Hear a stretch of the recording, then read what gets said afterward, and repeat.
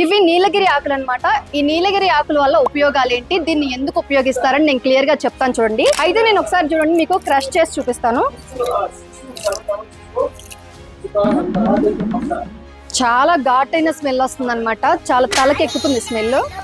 ఇవన్నీ చూడండి, ఇక్కడ ఎండిపోయిన ఆకులు ఉన్నాయి కదా, ఈ ఎండిపోయిన ఆకులన్నిటిని చెట్టు నుంచి వాళ్ళు డైరెక్ట్ గా కొయ్యరనమాట. ఏదైతే నీలగిరి చెట్టు ఉంటుందో ఆ చెట్టు నుంచి ఆకులు రాలిపోతాయి అనమాట. అంటే ఎండిపోయి ఏవైతే రాలిపోయిన ఆకులు ఉంటాయో వాటన్నిటిని కలెక్ట్ చేసుకొచ్చి ఇలా తీసుకొస్తారు. ఈ ఆకులను ఏం చేస్తారంటే డైరెక్ట్ గా ఇక్కడ మీకు బాయిలర్ కనిపిస్తుంది అనమాట. ఈ బాయిలర్ ఏంటంటే 500 లీటర్ కెపాసిటీ బాయిలర్. సో ఈ బాయిలర్ లో ఇవన్నిటిని 200 కేజీలు ఈ బాయిలర్ లో వేస్తారు. రిమైనింగ్ వచ్చేసి ఇంకొక 200 లీటర్ల నీటిని పోస్తారనమాట.